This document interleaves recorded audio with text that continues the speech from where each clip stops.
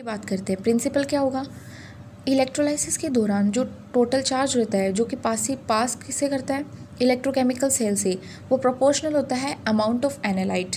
ठीक है, according to Faraday's law हम क्या देखते हैं, फॉर्मूला क्या होगा, Q is equals to NF/Na। N क्या होगा, नंबर ऑफ इलेक्ट्रॉन्स पर मोल ऑफ एनालाइट।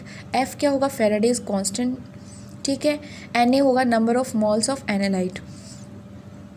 जब अब मान लेते हैं कि जो करंट आई है और टोटल चार्ज Q है, तो हम फार्मूला देखते हैं, क्या देखते हैं कि हम Q को दो तरीके से हम लोग फाइंड कर सकते हैं। एक तो Q is equals to IT equation first, and second है Q is equals to 0 to T IT dt integrate करके। ये हम आगे पढ़ेंगे और ग्राफ से हम लोग अच्छे से उसको समझेंगे। ठीक है, T क्या है यहाँ पे, इलेक्ट्रोलाइसिस टाइम, और I क्या है, करंट इन एम्पियर। ठीक है, कंट्रोल पोटेंशियल कोलोमीटर में हम देखेंगे कि जो करंट है वो वेरी करता है टाइम के अकॉर्डिंग, और जो टोटल चार्ज है वो हमने लिख दिया Q is equals to second equation में। ठीक है, कोलोमीटर में हम क्या मॉनिटर करते हैं, current as a function of time, और हम इन दो equation first and second equation को यूज़ करके हम कैलकुलेट कर सकते हैं Q की वैल्यू। ठीक है, अगर हमें टोटल चार्ज का पता चल जाता है तब हम क्या मोल्स ऑफ एनालाइट फाइंड कर सकते हैं, जो कि इक्वेशन फर्स्ट में, इक्वेशन फर्स्ट कौन सी है, Q is equals to NF/Na। यहाँ से हम number of moles of analyte find कर लेंगे। कैसे फाइंड करेंगे, अगर हमें Q की वैल्यू पता लग जाती है।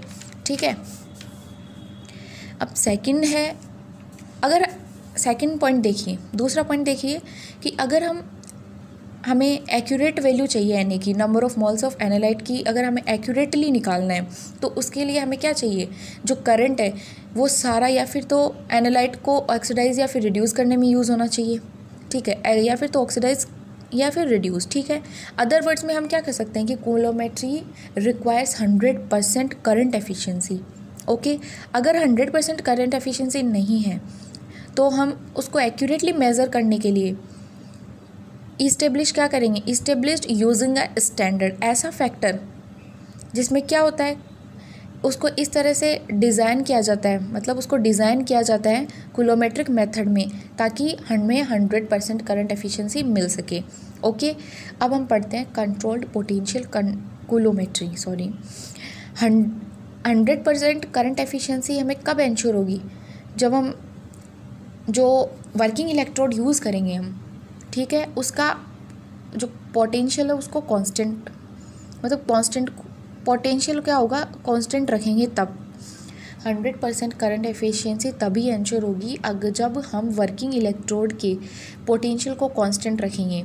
इससे क्या होगा, जो एनालाइट है, ठीक है, वो मतलब एनालाइट कंप्लीटली रिएक्ट करेगा।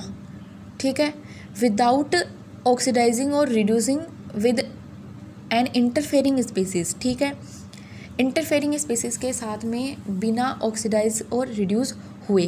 ठीक है, अब हम ग्राफ देखते हैं। ग्राफ में हम क्या देखते हैं, हमें ग्राफ मिलता है।